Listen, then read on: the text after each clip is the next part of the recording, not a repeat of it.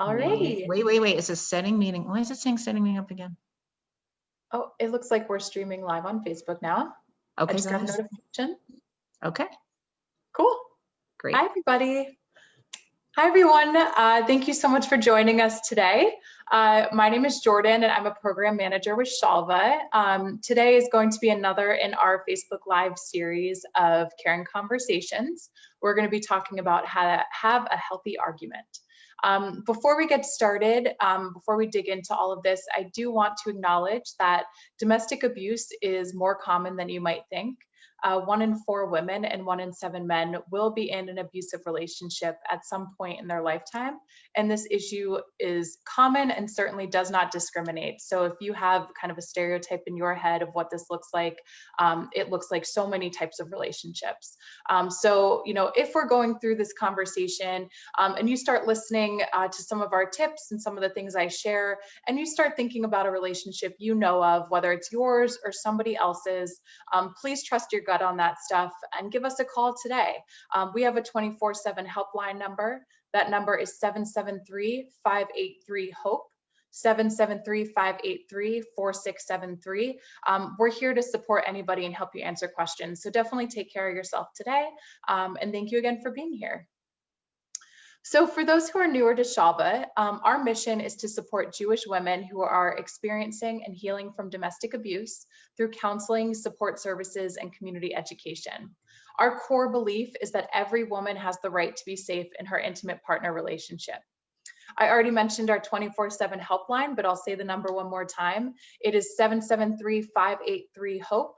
And that number is for anybody anywhere to call us. So even if you're calling from not the Chicagoland area, we can provide you some support over the phone and refer you out as needed. We also, the core of what we do is provide really wonderful free counseling services in the Chicagoland area for Jewish women who are experiencing abuse or for somebody who needs some support in helping somebody else experiencing abuse. So our counseling, like I said, is free for anybody.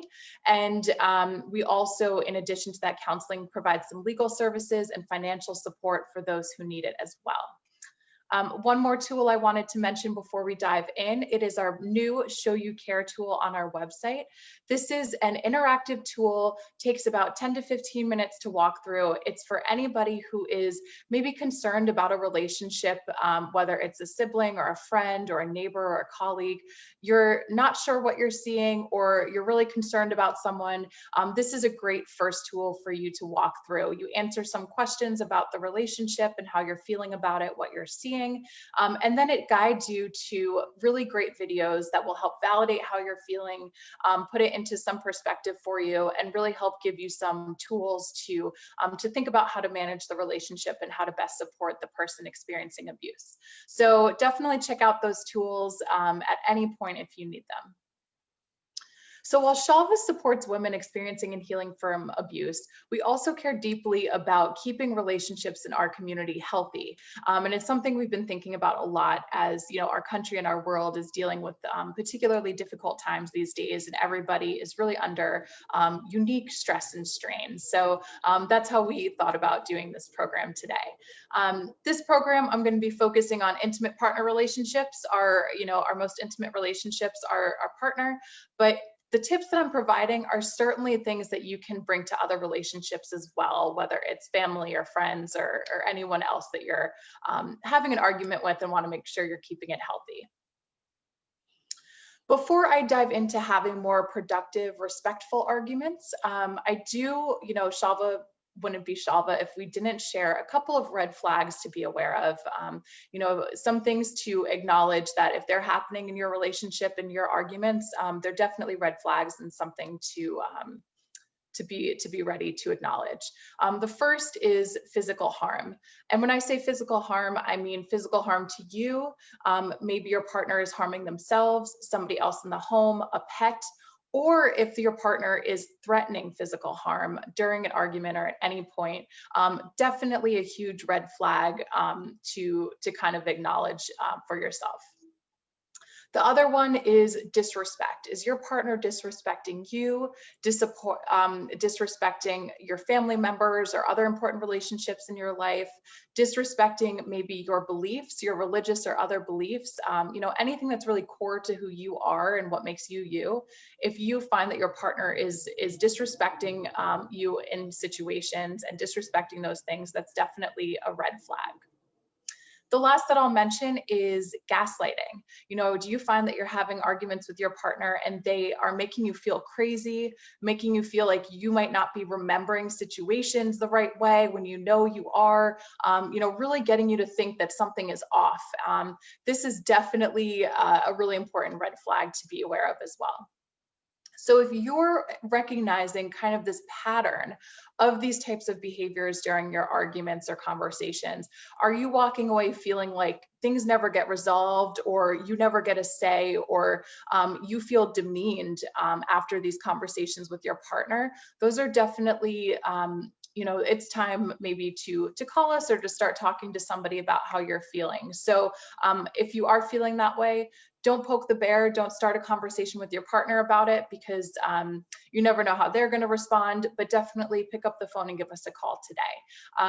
Also note that, a lot of those behaviors aren't physical. So, if you're experiencing these behaviors, but nothing's ever gotten physical, that doesn't mean it's not abuse. So please do pick up the phone and call Shava to ask any questions you might have. So we're really here talking about this because we want to acknowledge that COVID is challenging for all types of situations and all types of relationships. We might find that we're arguing with our partner more, maybe we're home with our partner more, things are really stressful. Whatever it is, we want to learn today how to make our arguments more productive and make sure they're being respectful and kind of forward thinking for the strength of our relationship. The first thing I want to talk about, even before thinking about, healthy arguments and some tips for you guys, is the importance of carving out time for yourself. This is important for the maintenance of any healthy relationship, having that independence, doing your own activities, whether it's book club or a softball league or, football every Saturday with your friends, whatever it is, it's important to always be doing those things. And the reality is right now, we might not be able to do a lot of those things because of COVID. So, you still should be carving out that time for yourself. Not only should you carve out that time for yourself, but encourage your partner to take that time as well and support your partner in doing that.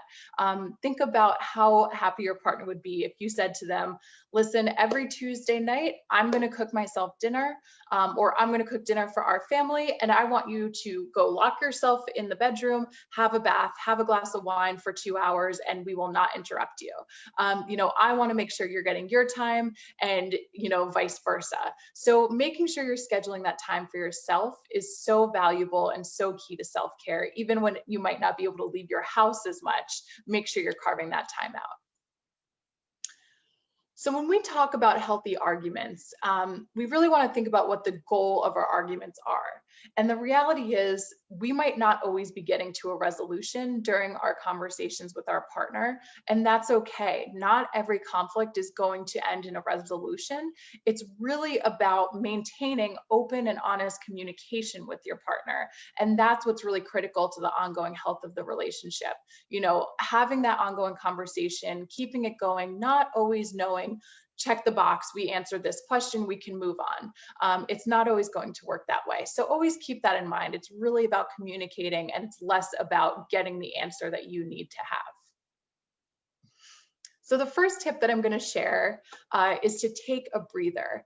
Walking away if you feel yourself getting heated, or you recognize that you're not listening to what your partner is saying, you're just kind of in your own head about it. That is definitely going to cause a less healthy argument from happening. So walking away is okay. That doesn't mean give your partner the silent treatment for 4 days, because that's not productive. The thing that we recommend doing is scheduling time to have further conversations. Imagine a situation where maybe you get into an argument in the morning where you guys are having breakfast. You both have to go to work, whether you're going into different rooms in your house, or you like are physically going to work. Maybe you have to get the kids off to school, or get them ready for remote learning. If you're starting an argument during this time and it's weighing on you, it can really distract you for the rest of the day, right? So really taking that time in the moment to say, let's put this aside, let's get what we have to get done today, and tonight after dinner, after we do the dishes, let's really sit down and have this conversation. That way you guys can kind of take a breath, focus on the day, and really walk into that conversation later ready to have that conversation and more level-headed. So scheduling that time to argue is always a really great recommendation. In terms of the content of your argument, you might find that simple arguments that you're having, or things about very kind of surface level situations, are really about deeper disagreements. A really cliche example that I'm going to give of this is, you never take the trash out. It drives me nuts. Please take the trash out. I'm always taking the trash out. If your partner is bringing that up all the time and they seem really heated about it, or if you're bringing it up and you feel really heated about it, take a step back and think about why.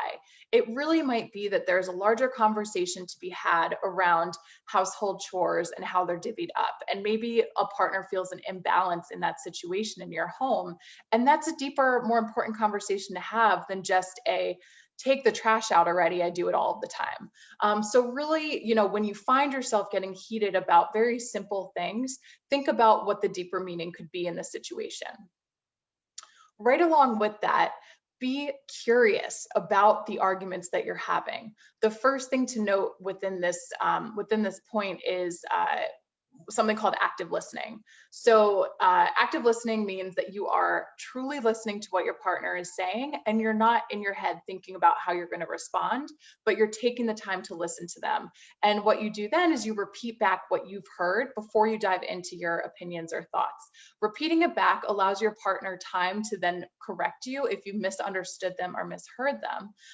And it just gives them kind of that acknowledgement that you are actually listening and you're not just in your own head kind of waiting for your time to talk. So once you do that, ask questions. This is where the curiosity comes out. So, this kind of goes back to that take the trash out example, right? Like, if you start digging in more and asking, like, are you sure this is about the trash? I did take it out once last week. Can we talk about what else you're thinking about when you say this?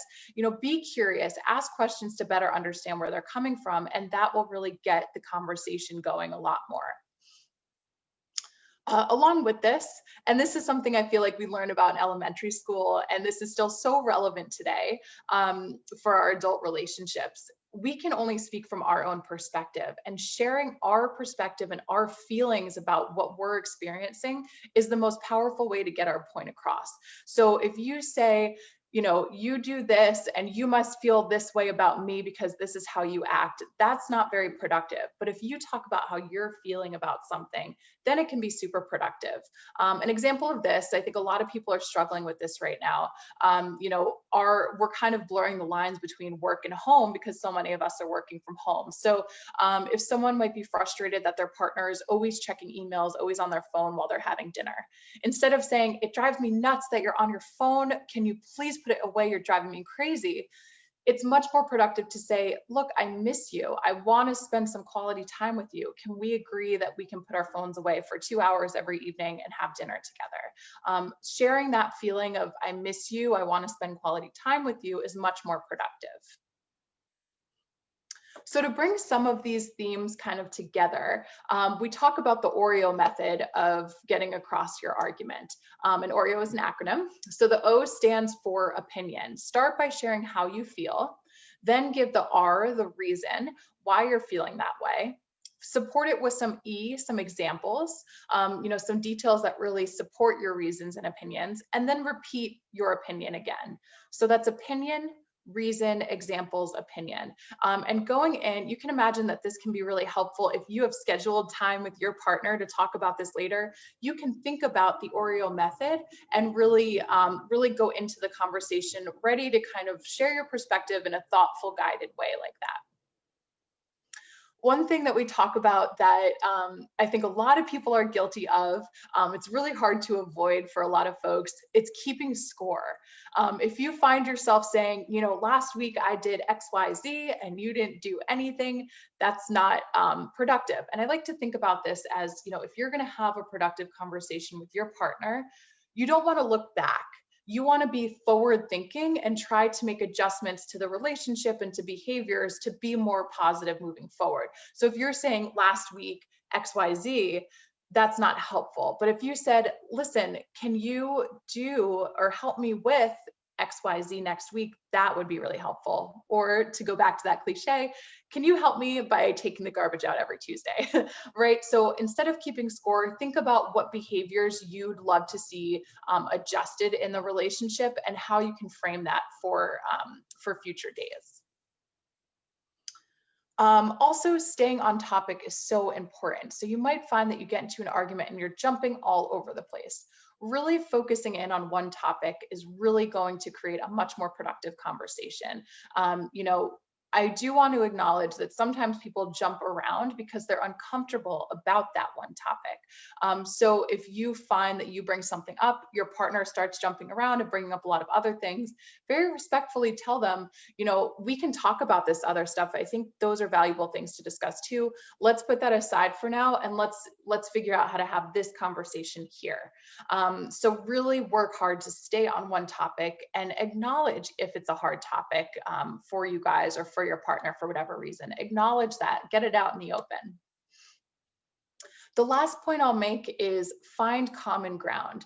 If you are lucky enough to be in a healthy, healthy, respectful relationship, you guys have shared values and goals that that make your relationship strong. And so if you're about to have an argument, start the foundation of that argument with a shared, with a shared value. So, you know, a lot of people are talking about their bubbles right now, right? Like who's in the bubble? Who do we trust? Who do we feel safe seeing? So let's say you have kids, they want to go down the street to Susie's house. One of you feels like that's okay. One of you does not. Start the conversation by acknowledging that you both want to make a decision that keeps your kids happy and healthy and safe. That you can definitely agree on, right? So start with that. And then you can imagine this is the type of argument that bringing that Oreo method in can be really, really helpful. So really, starting with that foundation really creates a much more productive place to start from and to grow the conversation from. So I've just given you all of these tips, and here I am, rosy and smiling, telling you about it. But we know the reality is arguments do not go that way, and sometimes they go down different paths, and we might get angry, we might slam doors, we might say something rude, something we regret. We all make mistakes, and that is okay. It's totally okay to make mistakes.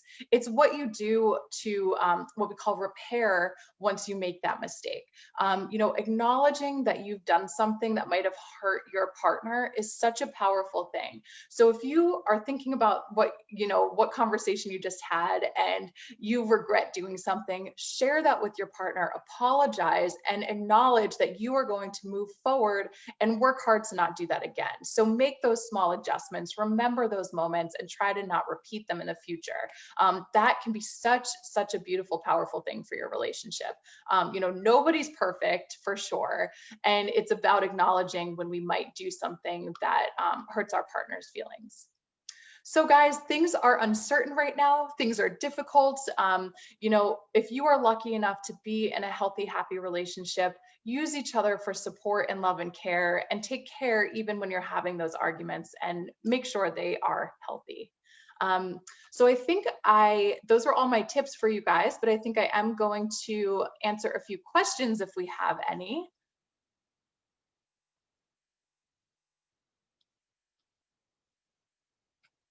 And my colleague Vicky is going to help me, hopefully. So one question that somebody shared: what if I do see one of these warning signs in my relationship? It's a great question. You know, a lot of this stuff is about trusting your gut. If something happened once and, you know, you feel like your partner apologized and they were genuine and you guys talked about it, that can be okay, right? It's really about that pattern of power and control, that pattern of those behaviors. If you always feel disrespected, if you always feel like things are not productive and you're getting harmed in the situation, definitely call Shalva. And I would say too, if you're not sure, if you have questions, call Shalva. We're here to help you sort that stuff out. So definitely, if you're, you know, in the audience thinking about, you know, thinking about whether things are okay or not, feel free to call us and help us sort that. You know, we'll help you sort through some of that. What do I do when my partner doesn't want to talk about it? That's a great question and might be something common. You know, it's really important, you know, this is where sharing your feelings can be so helpful. You know, if your partner doesn't want to talk about something, try to get them to understand why you do. Really give them a minute to you know, for them to process why something might be important to you and why it could be important for the relationship. You know, you want to give them space. You don't want to push them too much. I think especially now when people are under so much stress, but, you know, acknowledge that this is an important thing and why this is an important thing to talk about. And hopefully that will loosen them up a bit. I think this can also be alleviated a little bit if you do say, you know, I want to give you some time to process and think about some of this stuff. I do think it's important. Let's talk about it at, you know, 8 o'clock tonight or something, so that they have time to process and come into the conversation ready to go. And maybe, you know, they don't feel bombarded if you want to talk about it right away. What if your partner is really wrong about something? You just know you're right and they are wrong. This is where also this is a great question. And you know, you can think about that Oreo method, you know, so really try to get your point across and use examples and share your opinion as best you can. But with this type of thing, remember, and this might be a good thing to acknowledge with your partner when you maybe know that you are right and they are wrong. This is not about having a conversation where there's a winner and a loser. This is not about having a conversation where, you know, one person gets what they want and the other person doesn't. This is really about, again, maintaining the health of your relationship. Having that open communication is what should be the goal of these conversations. So don't always think about it as, you know, right and wrong, winner and loser, but really talk to your partner about, here's how we should, you know, have this conversation. Here's how we can guide this conversation in a positive way. I want to talk about why this is so important to me. You know, sharing your feelings when you know that you're kind of on the right side of things is a great way to get your point across. But just acknowledge with your partner that we are learning and growing together, and we need to keep these conversations ongoing and productive. And that's the goal of talking about this stuff. I hope that answered that question well. It's not about being right, it's about being healthy. Any other questions? All right, well, thank you guys so much for joining. Oh, do you have books you would recommend for this topic or other places? There are so many great experts out there. So definitely giving these topics a Google is a great idea. One person I really love is Esther Perel. She has a great podcast, and I know she has books, and she's been interviewed a bunch recently just because a lot of people are thinking about relationships right now. So she's a wonderful relationship expert. So she would be really great. That's all I can think of right now, but definitely give it a Google. There's a lot of great resources out there. What is Shalva doing to grow healthy relationships?